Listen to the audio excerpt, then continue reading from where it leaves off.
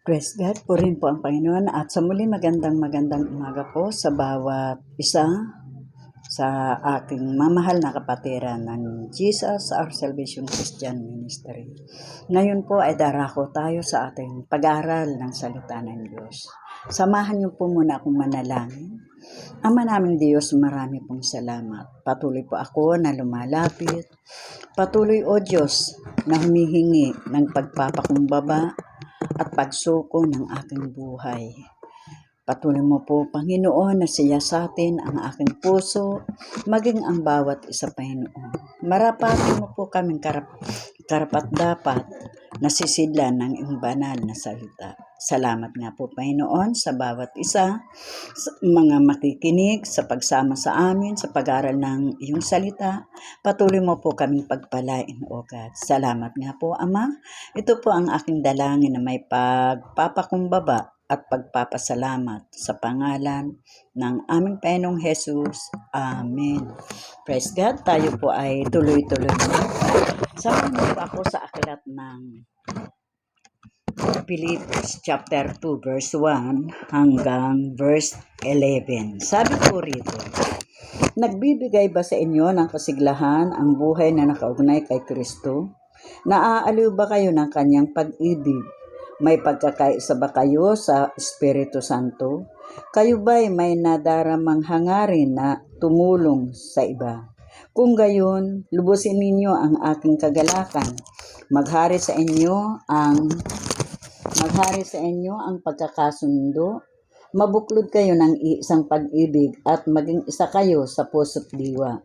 Huwag kayong gagawa ng anumang bagay dahil lamang sa hangad ninyong matanyag. Bagkus magpakababa kayo at huwag ipalagay na kayo'y mabuti kaysa iba. Ipagmalasakit ninyo ang kapakanan ng iba, hindi lamang ang inyong sarili. Magpakababa kayo tulad ni Kristo Jesus. Kahit siya ay Diyos, hindi siya nagpumilit na manatiling kapantay ng Diyos. Sa halip ay kusa niyang binitawan ang karapatan niyang ito at namuhay na isang alipin. Ipinanganak siyang tulad ng isang karaniwang tao. Siya nagpakababa at naging masunurin hanggang kamatayan. Oo, hanggang kamatayan sa krus. Kaya't naman siya tinampok ng Diyos at ibinigyan ng pangalang higit sa lahat ng pangalan. Ano pat ang lahat ng nilalang na nasa langit, nasa lupa, at nasa ilalim ng lupa ay maninikluhod at sasamba sa Kanya. At ipapahayag ng lahat na si Jesucristo ang Panginoon sa ikararangal ng Diyos Ama. Purihin po ang Panginoon. Tayo po ay magpatuloy at ito po ay pinamagatan ko nga po. Kukunin ko po yung pinaka-3 verse po natin, yung verse 1 hanggang verse 3. Makikita po natin dito, pinamagatan ko po ito ng buhay na nakaugnay kay Kristo. Bilang tayo po ay nakaugnay kay Kristo, ito pong Pilipos ay sulat ni Apostol Pablo na kung titingnan ay nakabilanggo na po ang si Apostol Pablo. Pero isang napakaganda po para kay Apostol Pablo, sa kabila po na siya ay nakakulong, ang nasa isipan at puso niya ay yung ministeryo pa rin ng Panginoon na pinagkatiwala sa kanya. Kaya sumulat po siya sa taga-Pilipos na pinagdidiinan po ni Apostol Pablo na magkaroon po ng kagalakan sa paglilingkod sa Panginoon. Pinagdidiinan po na magkaroon ng kagalakan, pagtitiwala, pagkakaisa, at pagiging matyaga.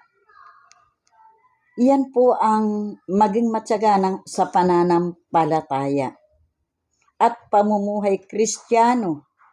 Iyan po ang pinagdidiinan ni Apostol Pablo sa mga taga-Pilipos. Kasi kung titingnan, wala na yung parabang kung titingnan, ay wala na yung leader ko, nakabilanggo na. Yung iba ay maaaring ma-discourage or ano. Pero si Apostol Pablo ay hindi. Kahit na siya nakakulong, nandoon pa rin yung kanyang mga sulat. At kung di ako nagkakamali, sa lahat ng apostol, si Apostol Pablo ang maraming naisulat. Sa kabila na siya ay nabilanggo. Kaya nahamon po ako dito sabi nga si Apostol Pablo ang nagsabi na kahit siya ay nakakulong man siya, pero ang salita ng Diyos ay hindi nakakulong. Kaya siya ay nakagawa ng maraming sulat. Kaya purihin po ang Panginoon. Gaano pa kaya na tayo ay malayang malaya. Amen. Tayo po ay magpatuloy na. Sabi po rito, ito po ay pinamagatan kong buhay na nakaugnay kay Kristo. Ito ay punong-puno po ng katanungan sa bawat isa sa atin. Patungkol sa ating buhay bilang nakaugnay kay Kristo. Sabi po sa verse 1, bagamat verse 1, pero may 4 na nakapaloob na katanungan sa bawat isa sa atin. Na kung saan arukin po natin ang puso natin na parang ikaw ang tinatanong.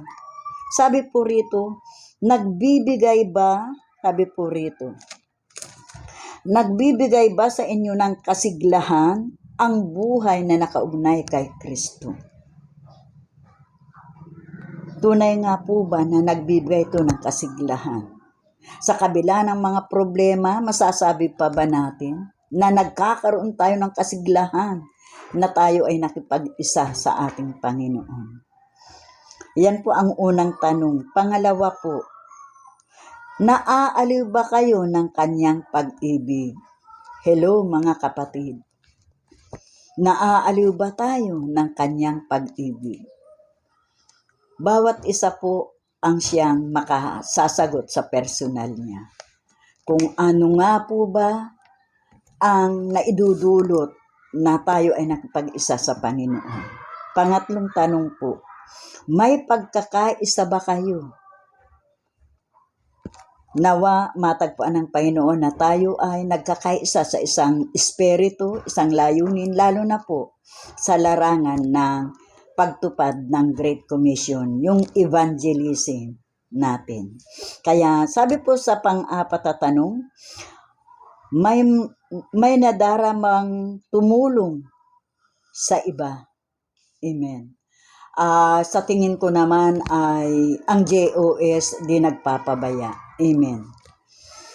Inaabot tayo sa larangan ng spiritual, larangan ng material, larangan ng moral. Inaabot ho ang pagtuturo sa atin. Amen. Kaya sabi ho dito sa 4 na katanungan sa number 1, na kung nabibigyan ba tayo ng kasiglahan. Alam niyo po, sa totoo pong Kristiyano na nakipag-isa ng totoo sa Panginoon, ang 4 na katanungang ito, naniniwala akong nasa Kanya po ito. Dahil ito ay mula sa Diyos, ang Diyos lang makapagbibigay nito sa atin kahit na anong hirap sa buhay, kahit na anong mga panunuya, pag-uusig, ibig sabihin hindi po ito maaapektuhan yung ating pananampalataya. Lagi tayong may kasiglahan na maglingkod sa Panginoon. Lagi tayong may kasiglahan na sumunod sa kalooban ng Diyos. Lagi tayong naaaliw ng kanyang presensya sa gitna ng mga kahirapan, mga problema. Kaya ang 4 na ito ay masasabi ko, sa tunay na Kristiyano, taglay-taglay niya po ang 4 na ito. Kahit na anong sitwasyon ng kanyang buhay. Amen. Number 2 po. Sa verse 2, may sinabi po rito na, sabi po rito, kung gayon lubusin ninyo ang aking kagalakan. Maghari sa inyo ang pagkakasundo, mabuklod kayo sa isang pag-ibig at maging isa kayo sa puso't diwa. Amen. Magkaisa sa puso't diwa. Sabi ni Apostol Pablo, kung natagpuan, kung nararanasan mo ito bilang isang nakipag-ugnay, kung gayon, gawin ninyo may kagalakan. Ang sabi nga sa 1 Corinthians chapter 16 verse 14, Lahat ng ginagawa ninyo, gawin ninyo may pag-ibig. Amen. Kaya sinabi po sa Pilipos chapter 4, verse 4, sabi po rito, magalak kayong lagi sa Panginoon. Inuulit ko, magalak kayo. Yan po. Sa isang lingkod ng Panginoon, taglay ang kagalakan. Iba ang kagalakan mula sa Diyos kaysa mula sa sanlibutan. Napakalaki ng pagkakaiba. Amen. Number 2, kasi may 4 din pong nakapaloob. Number 2, maghari ang pagkakasundo. Amen. Sabi nga po sa unang Pedro chapter 3 verse 8. May sinabi po dito sa unang Pedro chapter 3 verse 8. Sabi po rito, sa wakas magkaroon kayo ng pagkakaisa at magtinginan kayong mabuti. Magmahalan kayo bilang magkakapatid. Maging maunawain at mababang loob. Ayan po. Ang sabi ho, maghari ang pagkakasundo. Amen. Number 3, mabuklod sa isang layunin. Sinabi po sa Pilipos chapter 2 verse 4 na ipagmalasakit ninyo ang kapakanan ng iba, hindi lamang ang sa inyong sarili. Magpakababa kayo tulad ni Kristo. Gayon din po sinabi sa verse 14, gawin ninyo ang lahat ng bagay ng walang tutol at pagtatalo. Ayan. Mabuklod sa isang layunin. Ano ho ba ang layunin? Ano ho ba ang pinakalayunin ng Jesus Our Salvation Christian Ministry? Ang pinakalayunin po natin sa pangunguna ng ating masipag na Senior Pastor Rode Fajardo ay maisakatuparan, maisulong ang pagkatawag ng Diyos sa GOS. Ang Great Commission. Ihayo natin ang salita ng Diyos. Ayon sa sinabi sa Matthew 28 verse 19 to 20. Sa iba't ibang paraan, ginagawa ni Pastor magmula sa evangelism, media evangelism, lahat po yan ginagawa para maisakatuparan sa anumang paraan na hindi saklaw sa kalooban ng Diyos ay isinusulong ang ihayo ang salita ng Diyos. Amen. Number 4, maging isa kayo sa puso't diwa. Maging isa. Kasama rin po yan ang Pilipos 2:14. Kailan magkaisa tayo kung ano yung ito ang gagawin natin sa ganitong pizza, ito ang gagawin natin, magkakaroon tayo sa 27, 28, 29, magkakaroon po tayo roon ng seminar, di ho ba? Magkakaroon tayo ng seminar. Para saan ang seminar? Para po sa patuloy na paghanda, sa patuloy na maunawaan natin kung paano isulong ang ating evangelism. Kaya sana pag sinabing pumunta tayo, huwag kang maggumawa ng sarili mong agenda. Hindi katuwiran na di na ako pupunta, dito na lang ako magha-house to house, hindi na ako. Mali po yun. Dahil sinabi nga po, kung titingnan natin si Haring Saul, sinabi ng Diyos, ito ang gawin mo. Pero ginawa ni Saul ay sarili niyang motibo. Sarili niyang agenda. Bakit po? Meron siyang motibo na di maganda na hindi gusto ng Diyos. Kaya kung ano yung inilahad ni Pastor bilang pinagkatuwiran ng Diyos, doon ho tayo lumakad. Doon tayo sumunod. Hindi katuwiran na porque ito ay nakikita natin para sa Panginoon, ay susundin na rin po natin. Hindi po. Ang in-schedule at ito ay itinalaga, tinatakan, sinilyuhan na po yan ng Panginoon. Yung pagsabi lang, schedule ng sa December 27, 28, 29, sinilyuhan na po yan ng Panginoon. At tinitingnan na ng Panginoon yung puso natin. Kung tayo ay nagpasakop, kung tayo ay meron pagsuway, na alam na ho yan ng Panginoon. Kaya, sabi nga, ipagkatiwala natin sa Panginoon. Magmula sa material, magmula sa financial, kalakasan physical, ipagkatiwala natin sa Panginoon. At ang Panginoon, nakita ko po bilang pag-obserba ko, simula tanggapin ko siya, ang Panginoon kung anong nakikita sa puso mo na ito'y pinupursige mong gawin, doon gagalaw ang kapangyarihan ng Diyos. Amen.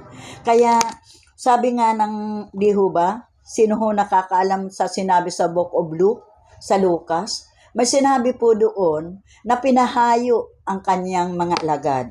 Sabi po sa Lucas, gusto ko pong hanapin para bigla hong inimpress sa akin ng Lord.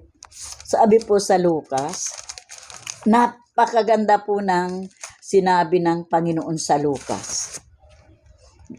Sabi po rito, Lucas, salamat po Panginoon. Lucas chapter 21 verse 35. Sabi po rito, pagkatapos tinanong sila ni Jesus, nang suguin ko kayo ng walang dala, nung suguin ko kayo na walang dalang lukbutan, supot, upan yapak, kinulang ba kayo ng anuman? Ang ganda po ng tanong, di ba? Nung isugo ko kayo ng walang dalang anuman o walang dalang lukbutan, walang anuman, kinulang ba kayo? Ang sarap po ng pakinggan. Di ho ba? Ano ang sagot ng mga apostol? Hindi po. Ibig sabihin, pinakita ng Diyos na kung anong kawalan mo, pag may pagtitiwala ka sa Panginoon, lahat yan ay tutugunin ng Diyos. Kaya purihin po ang Panginoon. Verse 3 po, babala sa mga lingkod ng Diyos. Babala sa loob ng iglesia. Babala sa loob ng tahanan. Ang sabi po rito sa unang Korinto, chapter 1, verse 1 to 10. Ang sabi po rito, mga kapatid, ako'y nananawagan sa inyo sa ngalan ng ating Panginoong Hesukristo. Magkaisa kayo sa pananalita, isipan, layunin, upang mawala sa inyo ang pagkabaha-bahagi. Amen. Napakahalaga po nito, babala na to, na kailangan mawala sa atin ang pagkakabaha-bahagi. Sapagkat may sinabi po, kung di ako nagkakamali sa Galatia, na kung kayo mismo ay magkakagatan, mauubos kayo. Tingnan nyo. Hindi pwede na may kanya-kanya tayong agenda sa isang samahan, maging sa pamilya. Kailangan ho, ipinapahayag ito sa bawat isa at lalo na po sa loob ng kongregasyon. Na kailangan mawala ang pagkabaha-bahagi. Dahil sabi nga sa ibang talata, nahahati ba ang katawan ni Kristo? Di ho ba? Kaya mga kapatid, nawa magbigay babala ito. Bagkus, ipagmalasakit natin ang kapakanan ng ministeryo ng Panginoon. Di ho ba? Ipagmalasakit natin ang kapakanan ng ating kapatiran. Huwag natin lalapain. Huwag natin kakagatin. Lalo na patalikod. Alisin po natin yan dahil makakasira sa ating samahan po yan. Kung totoo na tayo nakipag-isa sa Panginoon, mamuhay tayo ng pagiging example ng Panginoon. Sumusunod sa kalooban ng Diyos, hindi yung pansarili. At sabi po, number 1, nababala, huwag kayong gagawa ng anumang bagay na ang hangad lang ay ang pansarili. Yung hangad mo lang matanyag ka, di bali apakan mo si pastor, di bali apakan mo si kapatid, basta ikaw ay nakasipte. Mali po yun. At sabi po, application po tayo. Bagkus po, anong sinabi sa verse 4? Sabi po sa verse 4 ng Pilipos, chapter 2 verse 4. Ang sabi po sa Pilipos chapter 2 verse 4, sabi po rito, verse 4, ipagmalasakit ninyo ang kapakanan ng iba, hindi lamang ang sa inyong sarili. Magpakababa kayo tulad ni Kristo. Amen. At sabi po, ito po ang pinaka-example ng Panginoong Hesus mula sa verse 6 hanggang sa verse 11. Sabi po rito, kahit siya ay Diyos, hindi siya nagpumilit na nanatiling kapantay ng Diyos. Sa halip, ay kusa niyang binitawan ang karapatan niyang ito at namuhay na isang alipin. Ipinanganak siyang tulad ng isang karaniwang tao. Siya ay nagpakababa at naging masunurin hanggang kamatayan. Oo, hanggang kamatayan sa krus. Kaya naman siya ay itinampok ng Diyos at binigyan ng pangalang higit sa lahat ng pangalan. Ano pat ang lahat na nilalang nasa langit, nasa lupa, nasa ilalim ng lupa ay maninikluhod at sasamba sa Kanya. At ipapahayag ng lahat na si Jesucristo ang Panginoon sa ikararangal ng Diyos Ama. Amen. Yan po ang example ng Panginoon. Magpakababa tayo. Magpasakop tayo sa Diyos. Yan po ang naisin. At kung ito po ay gagawin natin, mapaparangalan natin ang ating Panginoong Diyos. At kikilanlin ang Panginoon na totoo na siya ay anak ng Diyos na buhay. Amen. Pangako po ng Panginoon. Pilipos 4:19, sabi po rito, sabi po, at buhat sa kayamanan niyang hindi mauubos, ibibigay niya ang lahat ng iyong kailangan sa pamamagitan ni Kristo Jesus. Ayan, purihin po ang Panginoon. Gayon din po sa Jeremiah 33. Ano po ang sinabi doon? Kung ipapahayag ninyo ng inyong mga labi, ang sabi niya, sorry po. Kung tatawag kayo sa akin, tutugunin ko kayo at ipapahayag ko sa inyo ang mga bagay na hiwagang di ninyo nauunawaan. Kaya tumawag lang tayo sa Panginoon, imbis na mag-rebelde tayo sa Panginoon, kausapin na natin ang tao. Nadadamay ang ministeryo ng Panginoon. Kaya sabi po sa Isaiah 30 verse 18 to 19, 20, dito po ako magwawakas mga kapatid. Isaiah 30 verse 18. Sabi po rito sa Isaiah 30 verse 18. Sabi po rito, ngunit ang Diyos ay naghihintay upang tulungan kayo at kahabagan. Diyos na makatarungan itong si Yahweh. Mapalad ang lahat na nagtitiwala sa Kanya. Mga taga-Jerusalem, hindi na kayo tatangis ng matagal. Kayo'y diringgin niya sa inyong pagdaing. Kung ipahintulot man ni Yahweh na kayo'y magkasakit o magdanas ng hirap, siya na inyong guro ay hindi magtatago sa inyo. Maririnig ninyo ang kanyang tinig at siya ang laging kaalakbay ninyo upang ituro ang inyong daraanan. Tatalikdan na ninyo ang mga Diyos-Diyosan, pilak at ginto. Itatapon na ninyo ang mga verse 20. Sorry po. Hanggang 20 po. Hanggang 20 lang po pala. Ang sabi, kung ipahintulot man ni Yahweh na kayo'y magkasakit o magdanas ng hirap, siya na inyong guro ay hindi magtatago sa inyo. Amen.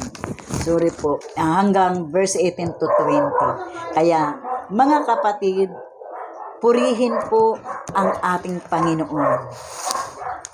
Ano ho ba ang nasa kalooban mo ngayon? Gaya ng tanong, nagbibigay ba ng kasiglahan ang buhay na nakaugnay kay Kristo? Naaaliw ba tayo sa kanyang pag-ibig? May pagkakaisa ba tayo? May nadarama tayong tumulong sa iba, kapatid? Ang lahat ng yan, kung totoong Kristiyano ka, nasa ating puso yan. To God be the glory po. Tayo ay dumulog sa panalangin. Ama naming Diyos, salamat po. Salamat sa iyong salita. Patuloy ka pong manguna sa amin. Sa bawat nakinig, pagpalain mo po. At ikaw po ang magparating ng personal na katanungan, O God. Lalo na sa mga panahon na ito, O God. Lord, tinataas ko po patuloy ang Jesus Our Salvation Christian Ministry.